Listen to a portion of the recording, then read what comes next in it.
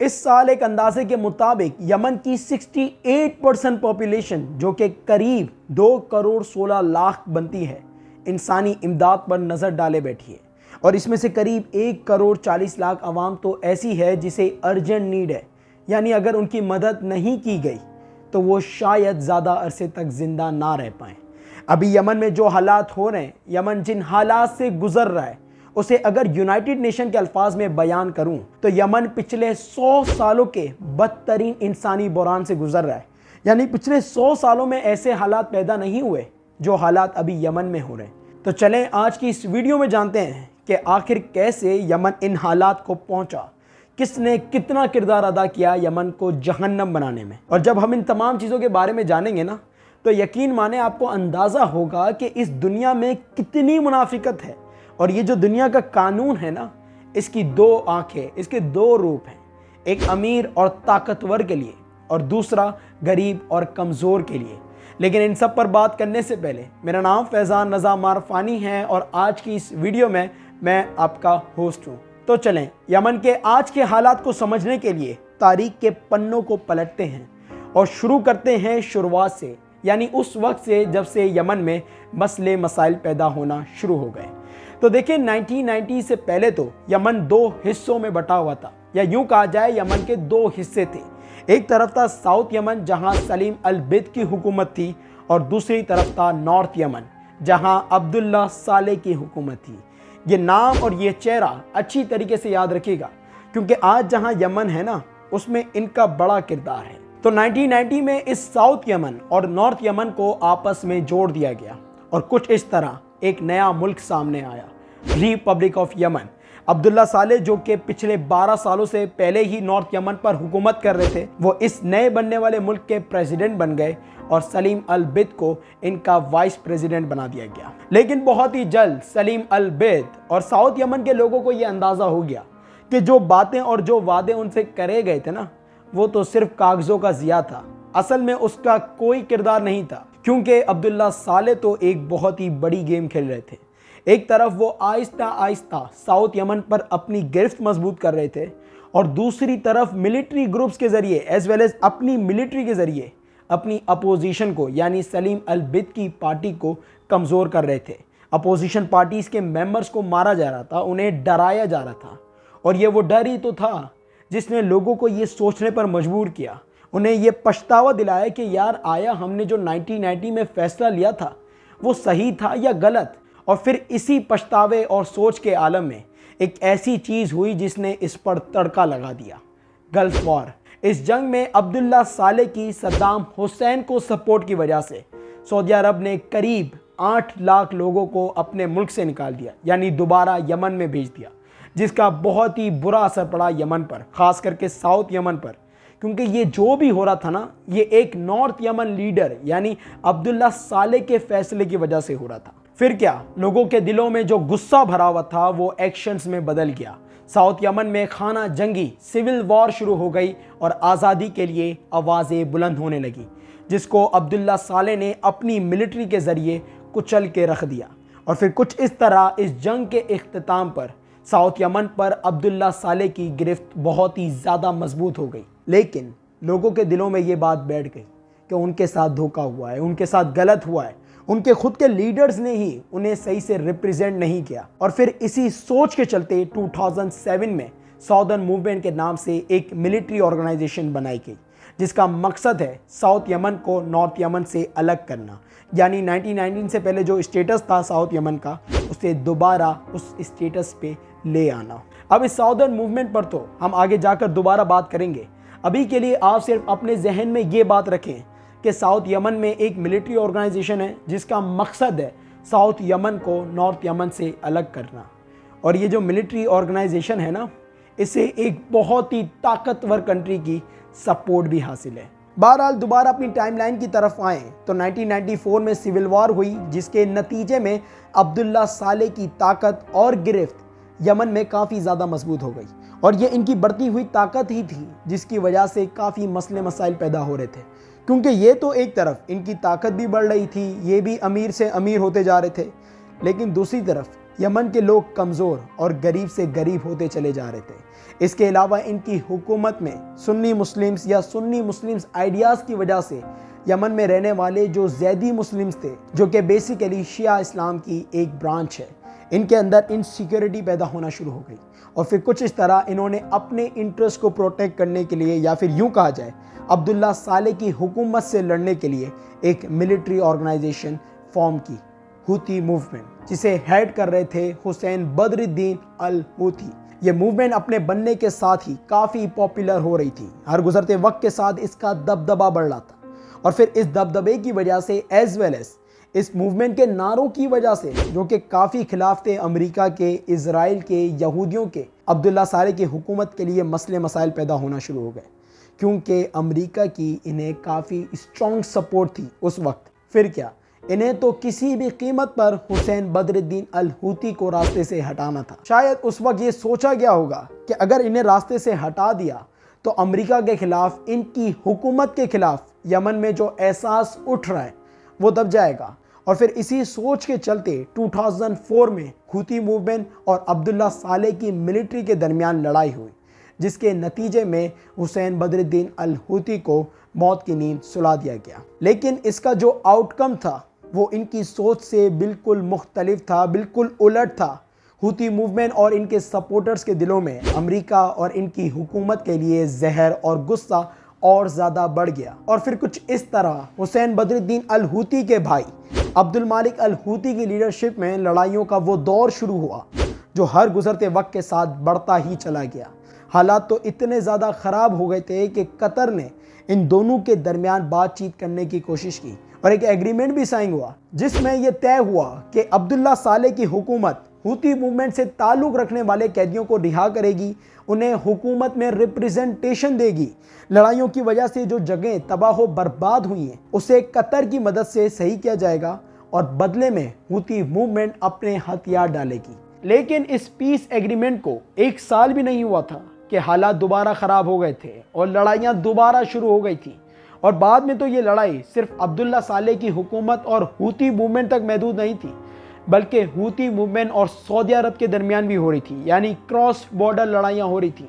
और इसका रीज़न ये था कि सऊदी अरब हूती मूवमेंट से लड़ने के लिए अब्दुल्ला साले की मदद कर रहा था, या फिर आप इसे दूसरे अल्फाजों में यूँ भी कह सकते हैं कि वो अपने खुद के बॉर्डर को प्रोटेक्ट कर रहा था, क्योंकि ये जितनी भी लड़ाई हो रही थी ना, वो यमन के नॉर्थ वेस्टर्न प्रोविंस सदा में हो रही थी, जो कि सऊदी अरब से लगता था। बहरहाल 2011 में कुछ ऐसा हुआ जिसके बाद ये लड़ाई जो सदा प्रोविंस तक महदूद थी और ज़्यादातर हूतीस की तरफ से लड़ी जा रही थी, आहिस्ता आहिस्ता पूरे यमन में फैलना शुरू हो गई और एक आम यमनी भी इसमें इन्वॉल्व हो गया। असल में हुआ कुछ यूँ था कि साल 2011 में मिडिल ईस्ट और नॉर्थ अफ्रीका में इनकलाब की हवा दौड़ रही थी। लोग अपने ऊपर हुकूमत करने वालों से परेशान आ चुके थे और उनसे छुटकारा पाने के लिए रोडों पर थे।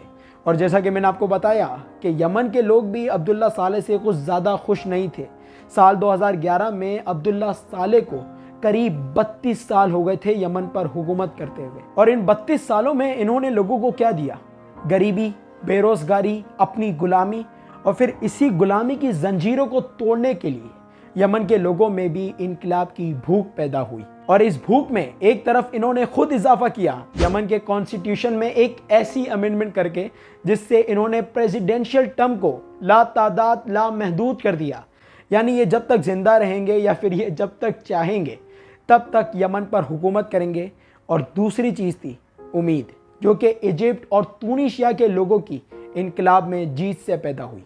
फिर क्या, यमन के लोग भी रोडों पर निकले और ये आवाज़ बुलंद की कि हम तुनीशिया के लोगों से ज़्यादा ताकतवर हैं। लेकिन अब्दुल्ला साले इजिप्ट और तुनीशिया के रूलर जैसे नहीं थे, वो इतनी आसानी से ताकत को जाने नहीं देना चाहते थे। उन्होंने इस बहादुरी की आवाज़ को हर तरह से कुचलने की कोशिश की, ख्वाह वो अपनी मिलिट्री के ज़रिए हो या अपनी पुलिस के ज़रिए। इनकी तरफ से तो ये भी कह दिया गया था कि ये खून के आखिरी कतरे तक अपनी हुकूमत का दिफा करेंगे, यानी ये इतनी आसानी से नहीं छोड़ेंगे। लेकिन हालात तो कुछ और ही बता रहे थे ना। आहिस्ता आहिस्ता इनके हाथ से यमन का कंट्रोल निकल रहा था। 18 में से 6 प्रोविंस इनके हाथ से निकल गए थे। इसके अलावा इनकी पार्टी के मेंबर्स भी इनका साथ छोड़ रहे थे। अब जब इन्होंने ये सब देखा ना कि इनके साथ क्या हो रहा है, इनकी पार्टी के मेंबर्स इनका साथ छोड़ रहे हैं, तो उस वक्त भी इन्होंने ताकत से हटने से मना कर दिया। इंस्टेड अपनी अपोजिशन से कहा कि आओ मिलकर हुकूमत बनाते हैं, जिस पर इनकी अपोजिशन ने कहा कि आप साइड पे हट जाएं, हमें जो करना होगा हम कर लेंगे। इनकी हट डर्मी और यमन के बिगड़ते हुए हालात को देखते हुए गल्फ कॉपरेशन काउंसिल ने भी इन्हें समझाने की कोशिश की कि भाई आराम से साइड पे हट जाओ, लेकिन ये वहाँ पर भी अपनी ज़िद पर अड़े रहे। पर इनका भी क्या कसूर था, इनके साथ तो वही होना था जो इनकी किस्मत में लिखा था, और ये वो था कि लोगों ने गुस्से से आंख बगोला होकर इन्हें असैसिनेट करने की कोशिश की। इन पर हमला हुआ जिसमें ऑल्थो इनकी जान तो बच गई, लेकिन ये बहुत बुरी तरीके से ज़ख्मी हो गए और अपने ज़ख्मों को भरने के लिए सऊदी अरब चले गए। और फिर कुछ इस तरह इनका 33 साला हुकूमती दौर ख़त्म हुआ और इनके वाइस प्रेसिडेंट अब्द रब्बू मंसूर यमन के नए प्रेसिडेंट बने। अब शायद आप लोग ये सोच रहे होंगे कि भाई अब तो हालात बेहतर होने जा रहे हैं, क्योंकि 33 साल से जो हुकूमत चल रही थी वो ख़त्म हुई, जो चला रहा था वो मुल्क से बाहर है अभी तक। तो देखें, ऐसा नहीं है, बल्कि अब तो वो हालात पैदा होने जा रहे हैं जो किसी ने सोचे भी नहीं थे। क्योंकि no doubt अब्द रब्बू Mansoor Hadi Yemen के प्रेसिडेंट तो बन गए थे, लेकिन इनकी गिरफ्त इतनी मजबूत नहीं थी यमन पर। ये जो इतनी लड़ाइयाँ हुई यमन में, इसका कोई तो असर आना था ना। यमन डिवाइड हो चुका था, एक तरफ साउथ यमन में साउदर्न मूवमेंट लड़ रही थी, दूसरी तरफ नॉर्थ यमन में हुतीज लड़ रहे थे। इसके अलावा मौके का फ़ायदा उठाकर दाइश और अल कायदा भी यमन में अपनी गिरफ्त मजबूत कर रहे थे। पूरी ऐसी सिचुएशन बन गई थी जिसमें सिर्फ एक चिंगारी की ज़रूरत थी आग लगाने के लिए, और ये चिंगारी साबित हुई एक प्रोपोज़ल। साल 2013 में हादी गवर्नमेंट की तरफ से एक प्रोपोज़ल पेश किया गया जिसमें यमन को 6 फेडरेशन 6 हिस्सों में तोड़ने की बात करी गई, जो कि हुती मूवमेंट और साउदर्न मूवमेंट को बिल्कुल भी पसंद नहीं आई, क्योंकि यमन को 6 हिस्सों में तोड़ना इनके इंटरेस्ट में नहीं था। इसलिए इन्होंने इसके खिलाफ आवाज़ उठाना शुरू कर दी, और हुती मूवमेंट तो सिर्फ आवाज़ नहीं उठा रही थी, बल्कि आहिस्ता आहिस्ता नॉर्दर्न यमन में अपना कंट्रोल भी बढ़ा रही थी। अब ये सब चल ही रहा था कि उस दौरान हादी गवर्नमेंट की तरफ से बड़ा ही अजीब फैसला लिया गया। उस वक्त की मुनासिबत से इन्होंने फ्यूल की प्राइसेस को बढ़ा दिया, जिसके बाद सिर्फ हुती ही नहीं बल्कि यमन की आम आवाम भी सड़कों पर निकल आई और इस फैसले के खिलाफ आवाज़ उठाना शुरू कर दी। अब शुरुआत में तो ये प्रोटेस्ट काफ़ी पीसफुल था, इसमें कोई लड़ाई झगड़े नहीं हो रहे थे, लेकिन प्रेसिडेंट हादी की तरफ से यहाँ पर बहुत ही बड़ी गलती हो गई। वो गलती जिसकी बाद में इन्हें बहुत ही महंगी कीमत अदा करनी पड़ी। प्रोटेस्टर्स को रोकने के लिए ओपन फायर खोलने की रजामंदी, जिससे 7 लोग मौके पर ही अपनी जान से चले गए। इसके बाद 18 सितंबर एज वेल एज 19 सितंबर 2014 को दोबारा क्लैशेस हुए, जिसमें 100 से ज़्यादा लोग अपनी जान से चले गए। अब ये जो वायलेंस हो रहा था, इसका काफ़ी ज़्यादा फ़ायदा हो रहा था हुती मूवमेंट को, और फिर इन्होंने 21 सितंबर 2014 को वो कर दिया जिसने सबकी आंखें खोल के रख दी, खास करके अमेरिका और सऊदी अरब की। इन्होंने यमन के कैपिटल सना को अपने कंट्रोल में ले लिया और वहां पर अपना झंडा गाड़ दिया। इस हिस्टोरिकल मूवमेंट को आज के वक्त में 21 सितंबर रेवोल्यूशन के नाम से भी जाना जाता है। बहरहाल ये जो भी हुआ, इसके बाद हुतीज अनस्टॉपेबल हो गए। इन्होंने अर्ली जैन 2015 को प्रेसिडेंट हादी को घर में नज़रबंद कर दिया, जिसके बाद प्रेसिडेंट हादी ने अपना इस्तीफ़ा इशू किया, और इसके बाद हुतीज ने अपनी खुद की गवर्नमेंट फॉर्म कर दी, जिसको ऑफ कोर्स इंटरनेशनल कम्युनिटी ने एक्सेप्ट करने से इनकार कर दिया। अब प्रेसिडेंट हादी जो अपने घर में नज़रबंद थे, कुछ सोर्सेज के मुताबिक सऊदी अरब की मदद से यमन के साउदर्न प्रोविंस एडन में पहुंच गए, जहां से इन्होंने अपना इस्तीफ़ा वापसी लिया, हुती गवर्नमेंट को गैर कानूनी करार दिया और एडन को यमन का नया कैपिटल डिक्लेयर किया, क्योंकि पुराना कैपिटल तो हुतीज के हाथ में था। बहरहाल हुतीज जो ज़्यादातर नॉर्दर्न यमन पर काबू पा चुके थे, इन्होंने अपना सफ़र अब साउदर्न यमन की तरफ बढ़ाना शुरू किया, और जितनी तेज़ी से ये बढ़ रहे थे, इन्होंने यमन की पोर्ट सिटी अल हुदैदा को तो अपने कंट्रोल में ले लिया था, जहां से यमन की 80% इंपोर्ट इनफ्लो होती थी। ये जितनी तेज़ी से बढ़ रहे थे, ये बहुत ही जल्द यमन के नए कैपिटल एडन को भी अपने कंट्रोल में ले लेते। इसलिए ऐसा होने से रोकने के लिए प्रेसिडेंट हादी ने मदद के लिए पुकारना शुरू कर दिया। इन्होंने यूनाइटेड नेशन को खत लिखा कि भाई जो भी कंट्री हमारी मदद करना चाहता है, आप उसे इजाज़त दें। इसके अलावा इन्होंने गल्फ कॉपरेशन काउंसिल और अरब लीग से भी यमन में मुदाखलत के लिए रिक्वेस्ट की। इससे भी काम नहीं चला तो ये सीक्रेटली सऊदी अरब भी पहुंच गए, जहां पर इनकी मुलाकात मोहम्मद बिन सलमान से हुई। पर इस पर बात करने से पहले जान लेते हैं कि भाई हूती मूवमेंट के पास इतनी ताकत कहां से आ रही थी, इसके इतने पड़ कैसे लग गए कि ये बिल्कुल अनस्टॉपेबल हो गई। इसने यमन के कैपिटल को अपने कंट्रोल में ले लिया और इसके बाद साउदर्न यमन पर भी अपना कब्जा बढ़ाने लगी।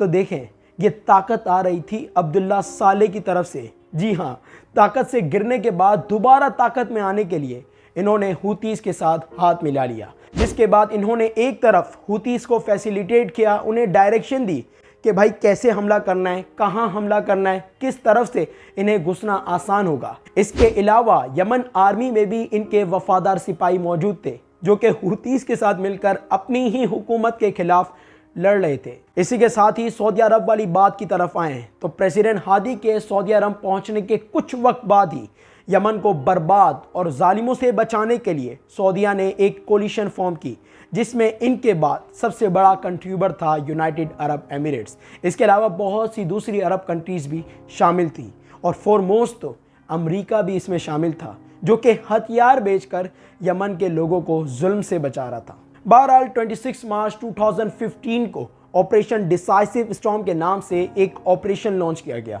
और सऊदी लेड कोलिशन अपनी आर्मी और मिलिट्री वेपन्स के साथ यमन में घुस गई और इनके साथ घुसी यमन में बर्बादी। अब मैं ये क्यों कह रहा हूँ, इसे समझने के लिए जानते हैं कि भाई किस तरह इन्होंने यमन को बचाया। तो देखें, इस ऑपरेशन के लॉन्च करते के साथ ही यमन में जगह जगह एयर स्ट्राइक्स और बॉम्बिंग्स की गई, जिसमें कुछ हूतीस और उनके अड्डों के साथ बहुत से शहरियों और शहरों को बर्बाद कर दिया गया, मार दिया गया। यह ऑपरेशन जो लेट मार्च में शुरू हुआ था, करीब एक महीने बाद लेट अप्रैल में जाकर ख़त्म किया गया। सऊदी लेड कोलिशन की तरफ से ये कहा गया कि भाई इन्हें जो खतरा था ना, वो टल चुका है, क्योंकि इन्होंने एयर स्ट्राइक्स कर करके हूतीस के पास जो एडवांस वेपन्स थे वो डिस्ट्रॉय कर दिए हैं। और इसी खुशी में इस ऑपरेशन के ख़त्म करते के साथ ही हम एक दूसरा ऑपरेशन लॉन्च करेंगे, ऑपरेशन रीस्टोरिंग होप्स, जिसका मतलब तो ये बनता है कि हम यमन के लोगों में उम्मीद की एक नई शमा जलाएंगे, उन्हें जीने का कोई ना कोई मकसद देंगे। लेकिन हुआ क्या, इसका बिल्कुल उलट, उम्मीदों को कुचला गया और जिंदगी जीने का कोई मकसद पीछे नहीं छोड़ा गया, क्योंकि इसके बाद भी एयर स्ट्राइक्स रुकी नहीं। 6 मई 2015 को 24 घंटों के अरसे में सऊदी लेड कोलिशन की तरफ से करीब 130, जी हाँ 130 एयर स्ट्राइक्स कंडक्ट करी गई, जिसमें hospitals as well as schools तक को निशाना बनाया गया। बेदर्दी और बेखौफी इतनी बढ़ गई कि पूरे सदा प्रोविंस को टारगेट जोन या एनिमी जोन डिक्लेयर कर दिया। यानी इस पूरे प्रोविंस में कभी भी और कहीं भी एयर स्ट्राइक्स हो सकती हैं, बॉम्बिंग्स हो सकती हैं। ज़रा सोच के देखिए कि एक वक्त पहले जो आपको बचाने आए थे, वो ही आपको बचने का कोई मौका नहीं दे रहे, और पूरी दुनिया भी इस इंसानियत के खुले कत्ले आम पर खामोश है। हाँ, थोड़ी देर के लिए इंसानियत ज़रूर जागी थी और सऊदी लेड कोलिशन पर यह प्रेशर डाला गया कि भाई थोड़ी देर तो रुक जाओ। फिर जाकर 13 मई 2015 को 5 दिनों के लिए सीज फायर अनाउंस किया गया और इन 5 दिनों के ख़त्म होने के साथ ही दोनों तरफ से दोबारा अंधाधुंध लड़ाई शुरू हो गई, जिसमें पिसकौन रहा था यमन की आम आवाम। अक्टूबर 2016 को सऊदी लेड कोलिशन की तरफ से जनाजे पर तक बॉम्बिंग कर दी गई, जिसमें 140 लोग मौके पर ही अपनी जान से चले गए और 600 से ज़्यादा लोग जख्मी हो गए। इनसे जब पूछा गया कि भाई ये दरिंदगी की क्या वजह है, तो इनकी तरफ से जवाब में ये कहा गया कि भाई किसी ने हमें गलत मालूमात दे दी थी, उसका नाम भी इन्हें बताना गवारा नहीं हुआ, तो उस गलत मालूमात की वजह से इतना ज़्यादा नुकसान हुआ। वाह, क्या रीज़न है ना। और यहाँ पर आप मुनाफिकत देखें कि दुनिया की बड़ी बड़ी इंटर गवर्नमेंटल ऑर्गेनाइजेशंस इस पर खामोश हैं। यूनाइटेड नेशन की तरफ से रिपोर्ट ज़रूर इशू की जा रही थी कि इतने बेगुनाह लोग अपनी जान से गए, इतनी जगह बॉम्बिंग्स हुई, इतना इंसानियत का खुले आम कत्ल हो रहा है, लेकिन ये एक नाम तक सही से बता नहीं पा रही थी कि भाई ये इतनी बॉम्बिंग्स कौन कर रहा है, ये इंसानियत का इतना खुले आम कत्ल कौन कर रहा है, और ये करती भी कैसे। इस जंग में यूके, फ्रांस और सबसे बढ़ के अमेरिका बिलियंस ऑफ डॉलर्स कमा रहे थे हथियार बेच के। यानी ये इनडायरेक्टली और डायरेक्टली जिम्मेदार थे उन सब चीज़ों के लिए जो यमन में लोगों के साथ हो रहा था। लेकिन लोगों को बेवकूफ़ बनाने के लिए जब भी कहीं बॉम्बिंग्स होती और इसमें इंसानी नुकसान होता तो अमेरिका की तरफ से ये कहा जाता कि भाई ये गलत हो रहा है, यूनाइटेड नेशन की तरफ से कहा जाता कि भाई ये हो क्या रहा है, फिर खामोश। फिर कहीं बमबारी, फिर इनकी तरफ से ये एक्शन या फिर रिएक्शन, और फिर ये लोग खामोश। लेकिन ये मुनाफिकत सिर्फ यहाँ तक महदूद नहीं थी, बल्कि इसमें तो अरब कंट्रीज़ और मुस्लिम कंट्रीज़ भी शामिल थी। यूनाइटेड अरब एमिरेट्स को देख लें, वो भी कोई यमन को बचाने के लिए नहीं आई थी, बल्कि अपने मफादात को पूरा करने के लिए आई थी। याद है मैंने आपको कहा था कि साउदर्न मूवमेंट को एक बहुत ही स्ट्रॉन्ग कंट्री की सपोर्ट हासिल है, तो भाई वो कंट्री कोई और नहीं बल्कि यूएई थी। और इनकी इसी सपोर्ट की वजह से प्रेसिडेंट हादी, जो एक वक्त में यूएई से मदद मांग रहे थे यमन को हूती से बचाने के लिए, बाद में दुनिया से मदद मांग रहे थे यमन को यूएई से बचाने के लिए। तो इन शॉर्ट हर कोई अपनी मफाद की गेम खेल रहा था। सऊदी अरब का मकसद था हूतीस को कुचल कर यमन में अपनी मर्जी की गवर्नमेंट बिठाना, अमेरिका का मकसद था अल कायदा और दाइश को ख़त्म करना, और यूएई का मकसद था साउदर्न मूवमेंट को इतना मजबूत कर देना कि या तो उसके ज़रिए यमन में फ़ैसले किए जा सकें या वो यमन से अलग हो जाए। और इन सब चीज़ों की कीमत थी यमन के लोग, उनकी जान, उनकी उम्मीदें और उनका मुस्तकबिल, जो कि इतना अंधेरे में है जितना अंधेरा गहरी रात में भी नहीं होता। आज के वक्त में यमन की जख्मी जान दुनिया से ये पुकार रही है कि क्या मिला ये सब मिलकर? क्या दहशतगर्दी ख़त्म हुई? क्या हूती मूवमेंट कमज़ोर हुई? या इनके मसले कम हुए? बल्कि सब कुछ हद से ज़्यादा बढ़ गए। और इन्हीं सदाओं पर आज की इस वीडियो को मैं एंड करता हूँ। इन द एंड आपसे पूछता हूँ, आपको क्या लगता है इन तमाम चीज़ों के बारे में? अपनी राय कमेंट सेक्शन में ज़रूर दें। वीडियो अच्छी लगी हो तो वीडियो को लाइक करना, और अगर आपने अभी तक मेरे चैनल को सब्सक्राइब नहीं किया तो सब्सक्राइब कर देना। अल्लाह हाफिज़।